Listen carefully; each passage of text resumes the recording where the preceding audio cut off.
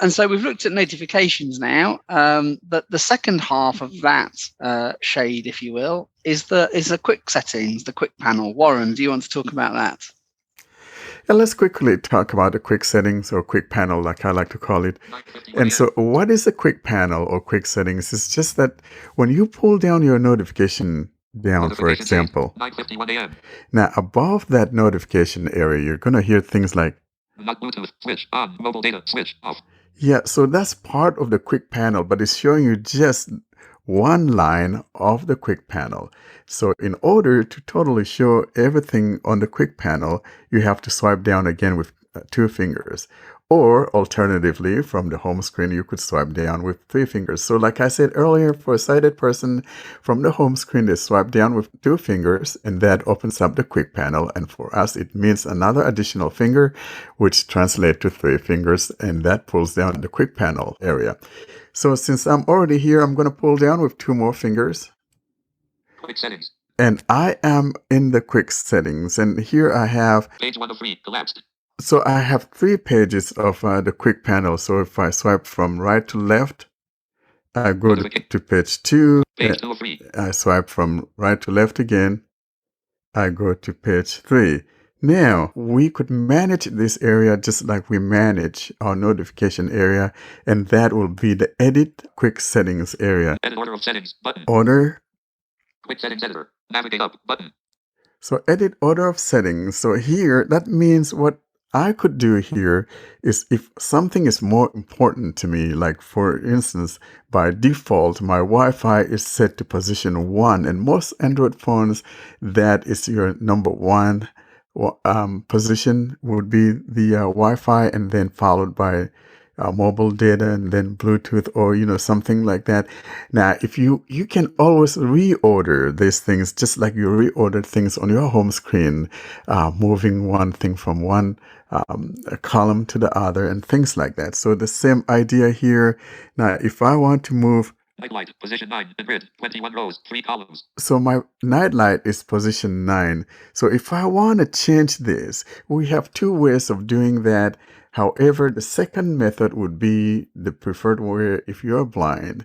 So in other words, you could just simply... Washington Post, NBC News. You could simply just long press it and move it to position 1. Unfortunately for us, when we do that with our screen reader, at least for TalkBack that I know, it doesn't tell you, like it says, okay, you're dragging this thing to position 2 or position 1. And so in order to be able to hear that feedback, verbal feedback, you would need to invoke the action. So go into TalkBack menu and choose the actions and find the move item. So if let's auto rotate position 6. So let's say I'm auto rotate position 6. Actions, move tile and list. So I just invoked my action and it says move tile. Move to 6 in grid, 21 rows, 3 columns. Put my finger. Move to 4. Move to 2. Move to 1. So I want it on position 1. Auto rotate position 1. So now auto rotate is now moved from my position 6 to position 1. Now, if I want to move it back to position 6, move to 6. Auto rotate position 6. And that's how you manage things on your quick settings. Now, if you want to add something that is not in there, because you have other things here below that, hold and drag to add tiles. You have focus mode. There's focus mode, bedtime, live captions, screen record, camera, record video. So these are the things that I also found in the quick panel, but they're not among the 12 or 13 that are shown across the 3 pages. So if you want any of these, then you follow the same steps that I had earlier, and then you move it to the position that you want, and now you have this inactive. Quick setting area now become active if you move it to, say, position 5 or position 2, depending on where you want it to be. So that's how you manage that. And that would be the management of the quick settings. Thanks, Warren. And just something to say about quick settings and notifications, because obviously when you do a swipe down with 2 fingers, you have elements of both panels on your screen at once.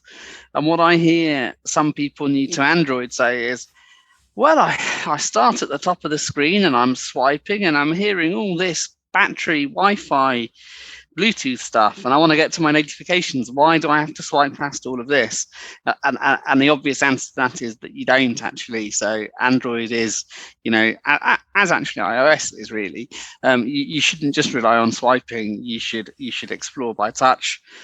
I would say, guys, would you that touching about a third or halfway down the screen will put you straight to notifications, and touching at the top will take you straight into quick settings? Is that about right?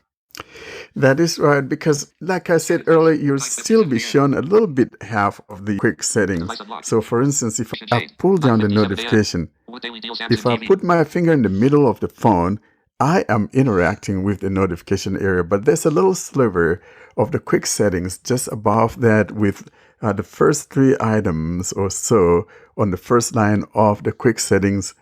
Bluetooth switch on. So Not see, connected. because I put my finger right up near the top, and so it's showing just a little sliver of the quick settings. So if I quickly want to turn on Bluetooth or turn off Wi-Fi, I don't have to pull down the whole quick settings area in order to do that.